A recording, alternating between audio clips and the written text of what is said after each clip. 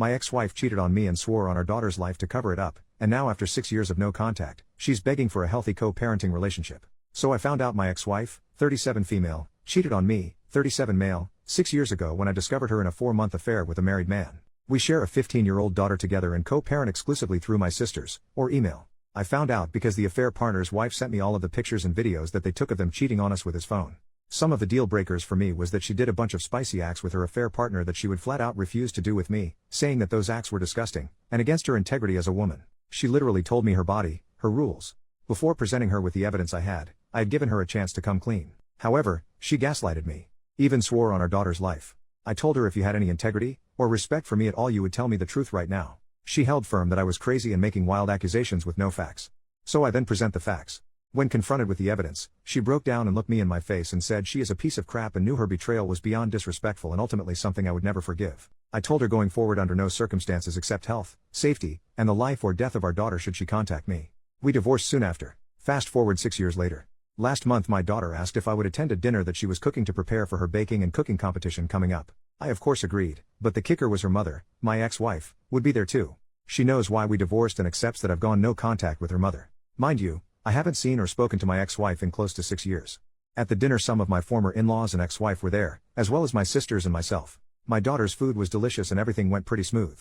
1 week after the dinner I received a phone call from my ex-wife that I obviously answered because I thought something was wrong with our daughter. Nothing was wrong with our daughter, but my ex-wife wanted to sincerely apologize for her actions in the past and the damage she did to break up our family. She said that our daughter almost had a breakdown with the fear of her asking me to be in the same place as her and that our current dynamic is not healthy. She wanted to know if was there any way to healthy coexist for future events with our daughter. I did not interrupt her and let her finish what she had to say. When she finished talking, I responded by saying no and discontinued the call. Here is where I need advice. My sister told me my ex-wife is truly ashamed and sorry for breaking up the family and just wants a healthy environment for our daughter. My sister tells me to move on and to think about our daughter's mental health. I reminded my sister that what value am I in my daughter's life if I am unhappy? My ex-wife does not make me happy. So I need an unbiased opinion. Should I forgive my ex-wife and move on to build a better co-parenting relationship with my wife for my daughter's sake? Update 2 days later, I spoke to my daughter, 15 female, yesterday and what she had to say was an eye-opener. She told me that she knows that I love her and would do anything for her so she doesn't want to take advantage of my love for her for me by making me do things I normally would not otherwise do.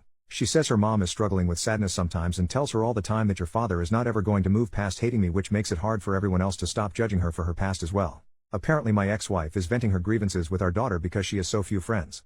My ex-wife lost a majority of all of our childhood friends, as we all grew up together. None of the husbands want their wives hanging out with her due to the fact that she used girls' night as an excuse to be with her affair partner, and some of the wives knowingly and some unknowingly covered for her.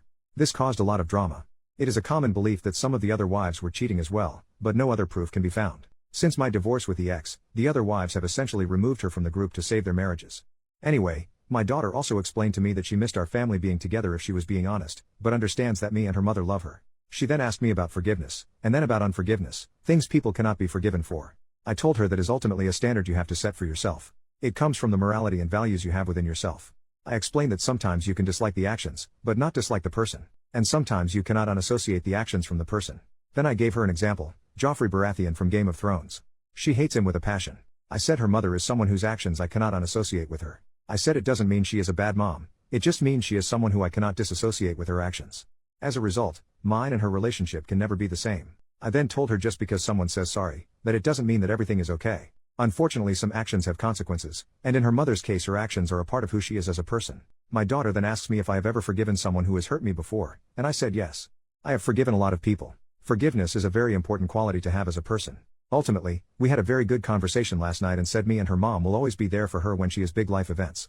I will be talking to my ex-wife soon about her comments to our daughter. Second update 10 months later. So, after my last post I decided to schedule an appointment with 2 separate therapists who specializes in marriage and family counseling after divorce. I saw these 2 therapists over the course of 5 months. I did 5 sessions with each therapist, 1 woman and 1 male. In the sessions, I went over all my issues I dealt with my ex-wife and the current dynamics we have in place now.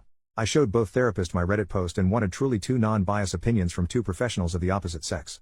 The advice they both gave me provided the contrast I needed to make necessary changes if any in my life. The first thing I did was invite my ex-wife to join me in 3 planned therapy consultations in which I would pay for. The goals were simple. First, create an avenue for my ex-wife to start speaking with a professional instead of our daughter about our issues. Second, give her closure, not forgiveness, but an opportunity to give her any answers she may need to recovery and be a better mother and person to our shared child. Lastly, build and commit to a plan that we will follow on how we will deal with parenting our daughter and behave at shared life events, and she actually accepted my offer. First session. The first session was all about sharing our point of view on the current state of our lives, and what we both want for our daughter. I shared that I am currently enjoying my life as my professional and personal life are flourishing in the sense that I have achieved balance, joy, and core life goals and accomplishments are being met. For my daughter, I shared that my goal is to ensure that she is happy, enjoys her childhood, feels loved, and understands the value of self-respect and commitment to core values. I always share with her that everyone loves to believe that they are exceptions to the rules, but sometimes following the rules are what makes a person exceptional. Having a clear sense of what is right and wrong and behaving in that fashion is very important to who you are. I shared my biggest regret in life would be if my daughter turned out like how her mother used to be 7 to 8 years ago. It was brutal saying this in the session, but I truly believe and fear this. My ex-wife then shares the current state of her life. She is very passionate about her career, interior-exterior designer. She quite literally turns houses into homes. She shares that she is currently working on herself because her past few relationships ended poorly because of her baggage from our marriage, and divorce has made her very afraid of commitment. She also wants our daughter to be happy, loved, and a hard worker. She responded to my comment about me being afraid of my daughter turning out like how she was 7 years ago. She said her pride was hurt by that comment, but years of therapy help her realize she must accept that her actions of the past have warranted that kind of comment from me. She said she knows our daughter does not want to be like her because our daughter has asked her many times, besides cheating on dad, what is the real reason why he will never forgive you? She said people cheat and get divorced all the time and they are still friends. However, dad truly thinks you are a bad person, but a good mom. For years she thought I was poisoning our daughter against her, but quickly realized that was just her own guilt eating her away. The session ended quickly after that. Second session. This session my ex-wife asked a lot of questions. I mean a lot. Nevertheless, I answered all of them honestly and bluntly. The 3 main questions she asked were the following. 1. How did I heal from the wounds that she caused, and what advice could I give her as she is still trying to heal from the wounds she caused herself? I explained that the damage she caused wasn't like a stab or a cut wound that you could stitch back together. I said her damage was more like she amputated a limb from my body. My recovery wasn't focused on healing, but rather on how to walk, lift, or learn how to eat with my feet because I no longer had hands. I recovered from what she did by reteaching myself how to not be defined by my disability, become a victim, but more importantly gaining strength from it. I ended by saying I am still recovering, there is no healing this wound, the leg is gone. I said my advice to her would be do not amputate your next partner. Stop focusing on healing and start prioritizing recovering from the damage you caused. Some things cannot be fixed, but they can sometimes be replaced, or provide life lesson on how to behave in the future. 2. How can she replace what she has broken? I reply by giving an analogy. When a woman has a miscarriage, she doesn't replace the child she has lost when she has another baby. She values the life of the child she is because she knows what it is like to lose a child or not have a child at all. She doesn't replace what she has lost, she has to use her previous loss as a vehicle to find love in what she is now. I reiterated that she cannot replace or fix this. Her actions are permanent and cannot be undone. She must recover and use her experience to be better next time. 3. Is there anything she could do to allow us to be friends again? I replied by saying no. However, her being a great mother to our daughter and showing her how to recover from making the mistakes she made in her past would go a long way in making sure our shared interest is met. I explained there is no scenario in which I can give you forgiveness, because it is not a gift I can give. This gift must come from yourself. I cannot be responsible for your happiness or forgiveness. 4. Would you allow me to keep trying? I respond sure. Last session, we made major agreements. We came to an agreement that I would allow her to contact me outside of emergency if she agreed to not speak about our relationship with our daughter. Please let her be a kid. She can call me directly if she wants to coordinate vacations, holidays, or gifts.